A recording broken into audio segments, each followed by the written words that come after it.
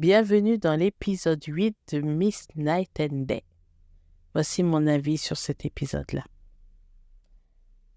La première scène diffère de la fin de la scène de l'épisode 7, donc je vais vous la rappeler. À la fin de l'épisode 7,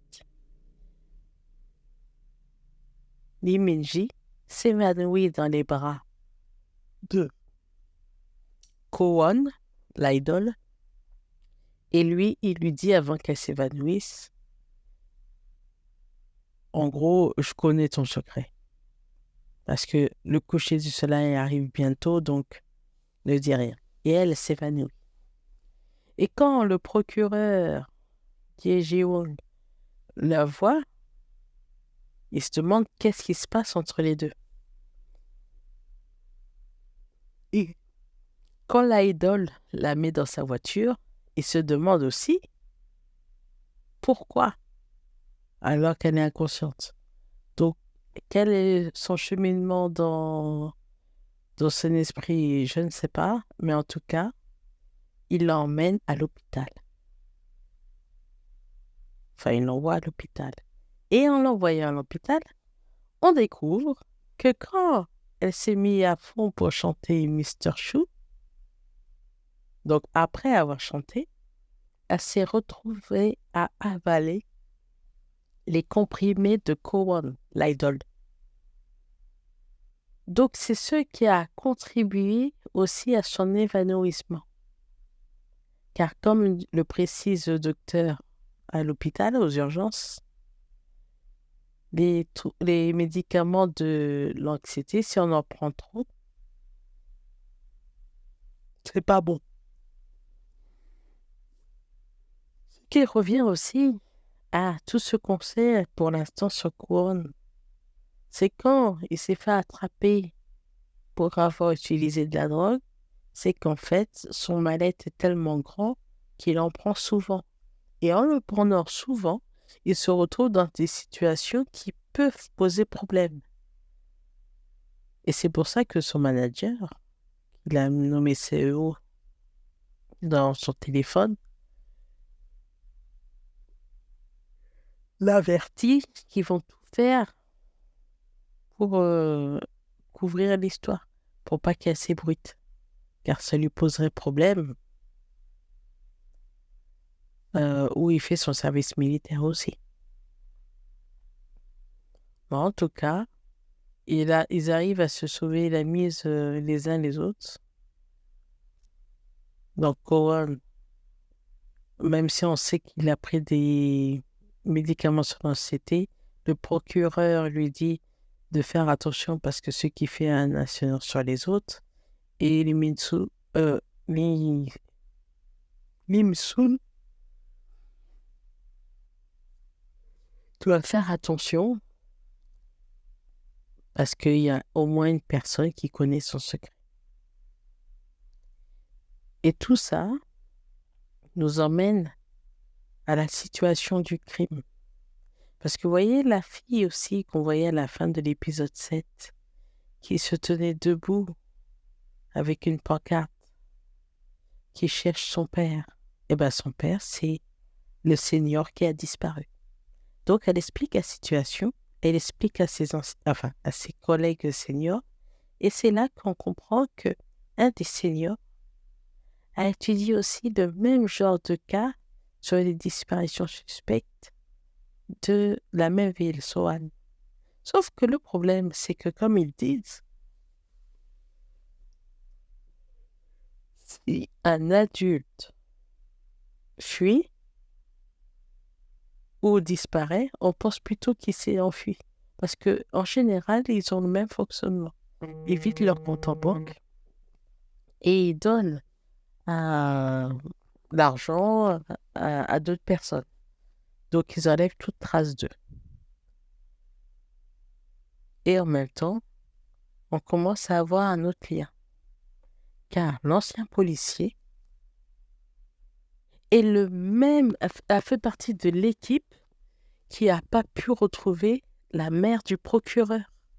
Donc, l'équipier de l'ancien policier qui est la cause pour laquelle le procureur Ye Ji-won n'aime pas les policiers. Mais on remarque aussi, quand le policier de l'époque moderne en fonction, le détective Kwon, si je ne me trompe pas, apporte les documents, on comprend aussi que le procureur et Lee Min-ji se sont rencontrés quand ils étaient plus jeunes. Car quand la mère de Lee Min-ji cherchait sa sœur, il avait vu lui aussi le papier. Est-ce que ça a influencé sur le fait qu'il devienne procureur? Sûrement. Mais un autre lien se crée aussi. C'est que même avant, tous les soupçons se portaient sur le docteur Beck. On pensait qu'il avait tué sa femme parce que sa femme a vidé le compte. Mais encore, le bon point de l'histoire, c'est que même si elle avait vidé les comptes, c'est elle qu'on a retrouvée morte dans l'appartement. Avant, c'était un motel, mais dans l'appartement qu'il est en train de louer. Vous voyez le lien? Tout le monde, d'une manière ou d'une autre, est lié à l'affaire. Et c'est pour ça que les soupçons qui pointent sur le docteur Beck deviennent grosses.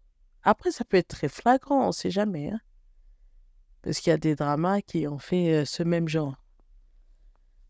Mais là, tout pointe sur le docteur Beck. Et plus précisément, sur son ancienne clinique. Donc, quand, dans les épisodes précédents, ils avaient remarqué que la plaque et le format du SUV correspondant à une des voitures de l'hôpital, tout semble le pointer du doigt. Mais après, on est dans un drama coréen. Et en général, dans un drama coréen, tout n'est pas aussi clair. Ce qui paraît gros peut cacher tous les petits détails à l'arrière. Rappelez cet arbre qui cache la forêt. Et des fois, c'est exactement ce qui passe dans les dramas. Mais là, on est à l'épisode 8. Ce qui veut dire que d'autres choses vont se dévoiler dans l'épisode suivant, néanmoins, qui va faire une autre direction au drama. Donc, pensez-vous réellement que tous ces liens permettront de comprendre ou de compliquer leur relation future? Parce que quand on regarde aussi le procureur, il commence à s'ouvrir de plus en plus. Pas face à son assistant collant, mais avec Lee Min-ji. Et aussi avec Lim Sum parce que il fait plus attention à elle, qui semble avoir des problèmes liés à l'âge comme la perte de l'équilibre. Mais même s'il ne s'occupait pas d'elle, il y a l'idole qui a réussi, grâce au concours de chant qu'elle a gagné, le coupon, à décrocher un poste. Et elle aussi, elle arrange ses histoires en même temps, puisqu'elle récupère de l'argent pour pouvoir rembourser l'argent qu'elle a utilisé pour sa mère lorsqu'elle s'est fait arnaquer. Donc petit à petit, chacun se dépatouille de leurs problèmes et arrive à s'en sortir, mais en même temps, on avance aussi à grands pas ou dans un grand tournant concernant les cas de disparition. Mais en tout cas, ça vaut le coup. Par contre, je ne vous parlerai pas de la dernière scène où, bien sûr, on voit Lee Min-ji embrasser le procureur. Car, qui sait, en fonction de langue, avec un jeu de mots, il n'y a peut-être pas eu de baiser. Donc à suivre. Mais en tout cas, on en parlera plus dans le prochain épisode. À bientôt!